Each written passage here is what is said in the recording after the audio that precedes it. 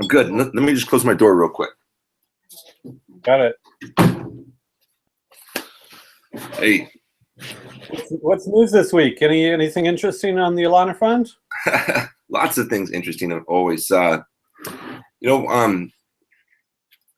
She is getting pretty good at drawing her name. She can write her name. It looks a little bit more like graffiti than penmanship at this point. And she actually does better when she's drawing in the sand versus with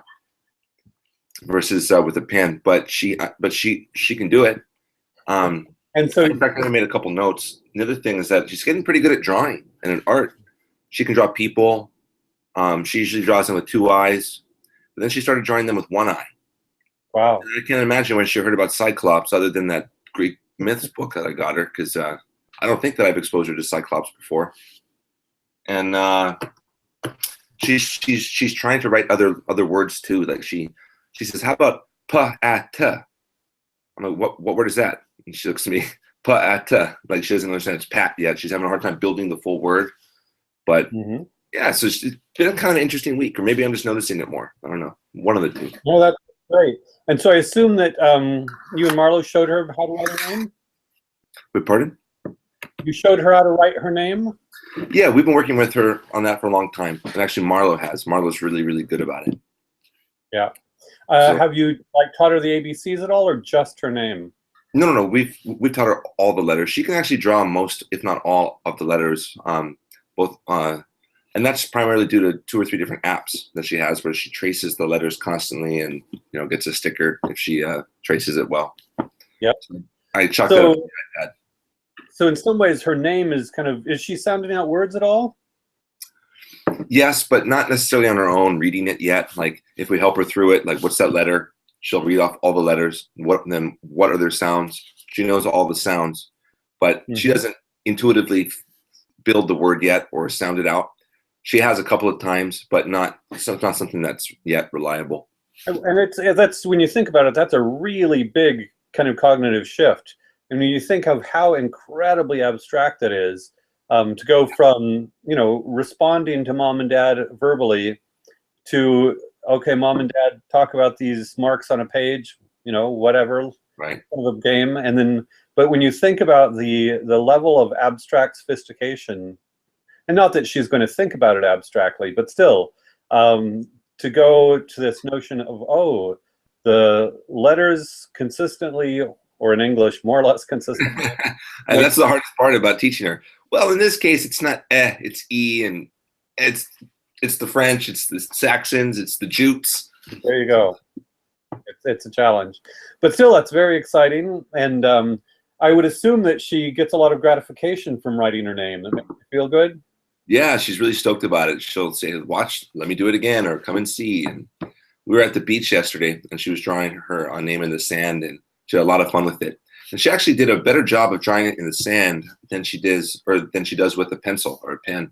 Fine motor skills are very difficult. Right. A lot of schools, they spend a lot of time really teaching kids fine motor skills, because again, when you think about it, our hands are designed to grab things. But in terms of nature, kind of do the whole paleo angle, to pick up a pen or pencil and make these fine, subtle marks, pretty unnatural.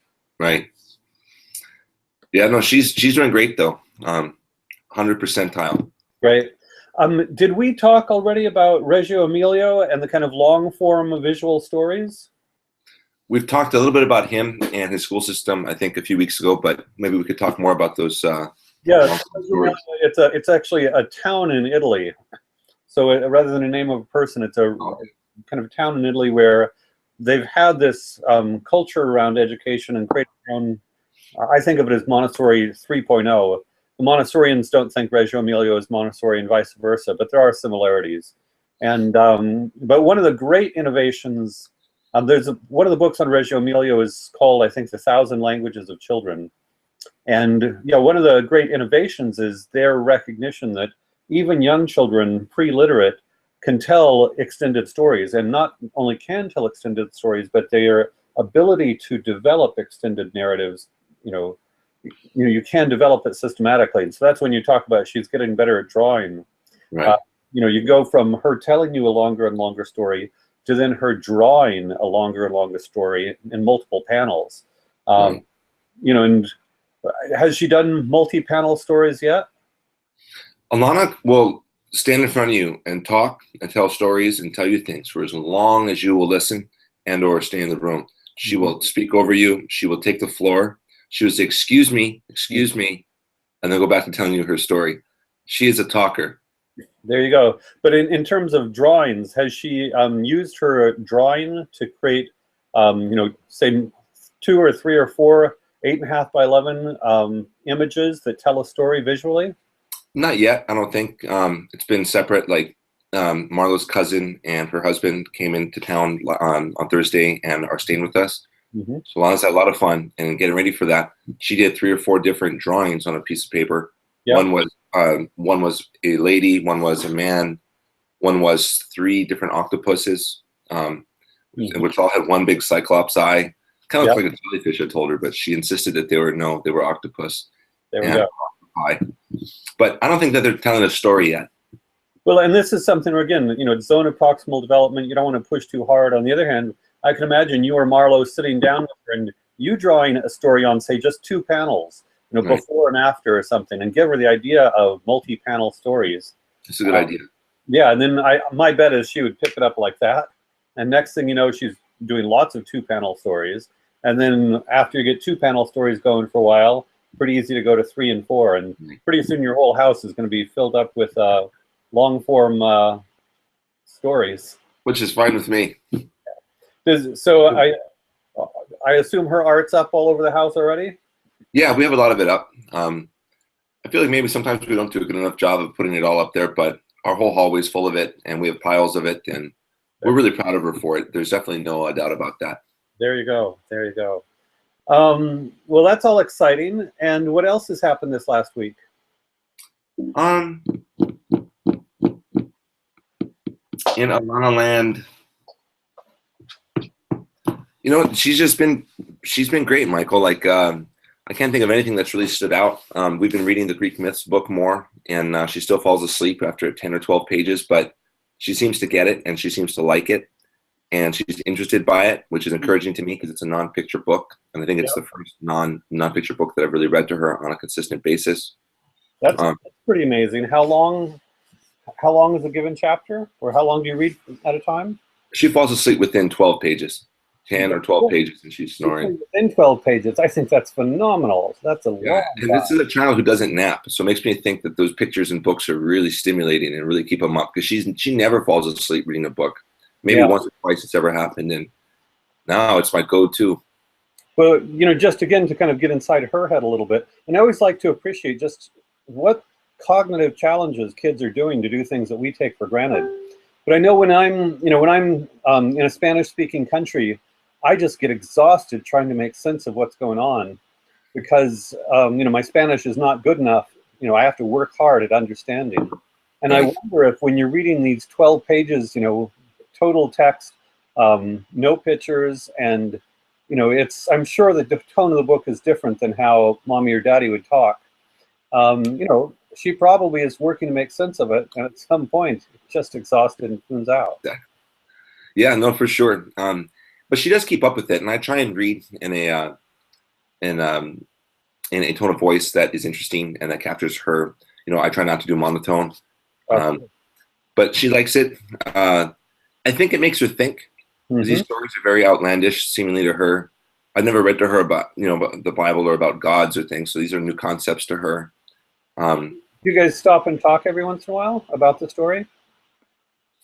I haven't been, because I've been just trying to get her to listen, and then the next thing I know, she's asleep. Right. I'd like to. Maybe that's something that we can do. Is that's on days you don't want to put her to sleep.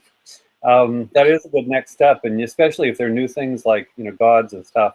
And again, this is kind of the very beginnings of text-based Socratic discussion. Hey Alana, what do you think about that? And you can see how she is very much has her own thoughts and is ready to have her own opinions. And, they're not very well developed from our perspective, but you're ready to get philosophical with her, in the middle of these Greek stories. Yeah, I mean, I will say one thing I've tried to basically talk to her about is, Alana, these stories are very old. They're foundational to Western civilization. And she goes, okay, read it. Yeah, of She doesn't course, grasp that doesn't the make any sense. historical Again, importance. one of the things that's really hard for kids to get is a sense of history. So, Right. Western civilization, you may as well be going blah blah blah blah. Absolutely meaningless. But even with much older kids, as they get older, then they have a sense of their personal history. Right. But I assume, Alana, you can refer to events last week and maybe last month. Yeah. Her sense of time is getting better. Hmm. She used to just say yesterday Hmm. or on Wednesday. Wednesday meant the future. Yesterday meant the past. There you go. And she's getting a little bit better where she has yesterday and then last week. Hmm. Last week is anything other than yesterday. Yep. And yesterday still means it could be 5 minutes ago. It could be, yesterday or 2 days ago. Yep. But she's definitely getting better there. And I can see that she's trying to grasp it and trying to understand it. She's also speaking better and better. She says "and" rather than "a" before words start with vowels. Sometimes she messes up and says "and" with a word that starts with a consonant. Yep. If it's a soft consonant or something that like mud, Yeah. the sound to her was not "m." Hmm. So she said "and mud" instead of "a mud." That's just one example that kind of pops to mind that happened the other day. But Just to go back to the sense of time, or well, and just sense of kind of reality in a way. Have you tried to talk to her about, when you were a kid or when mom was a kid? You give her the yeah, note. I tell her a lot of stories. Do you I think she try to really explain to her. rocks that you guys were once little people? I think she has a hard time imagining that, just like I did. Like, I mean, I was probably a teenager before I could conceptualize my father as a child, right? Right, It's just right. very vague and old. But Yeah, we show her some pictures, and she thinks they're funny.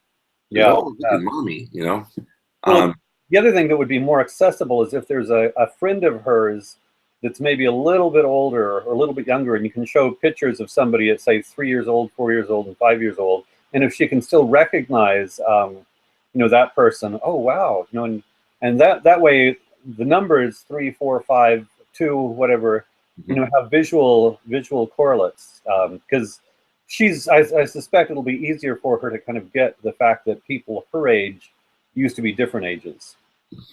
Yeah, I think she will.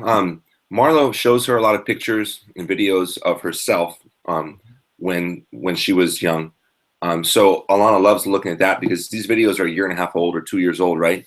But she Hmm. goes, "Oh, that's me," Hmm. because Marlo does a good job with that, saying, "Oh, this is you when you were 18 months or 12 months." I don't know if Alana really grasps it, but I think she knows that we change.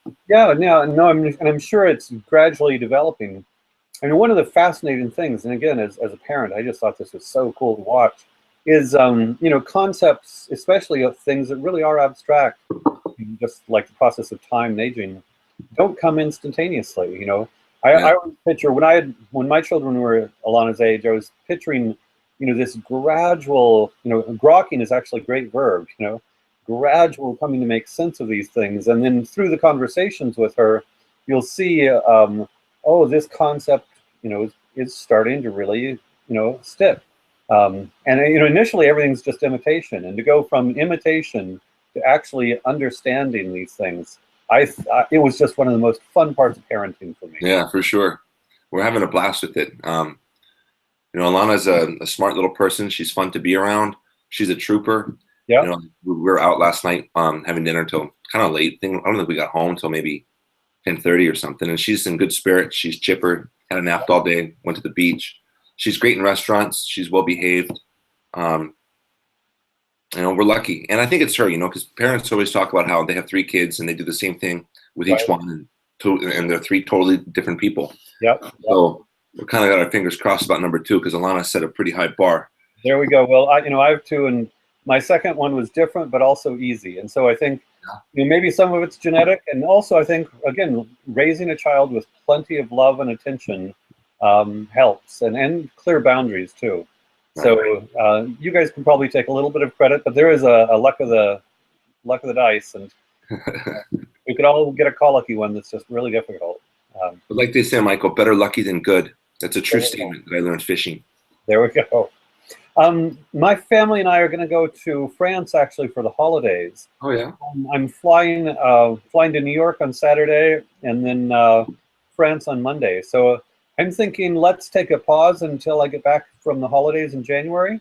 Okay, sounds good. And so you guys have, what are you guys doing for the holidays?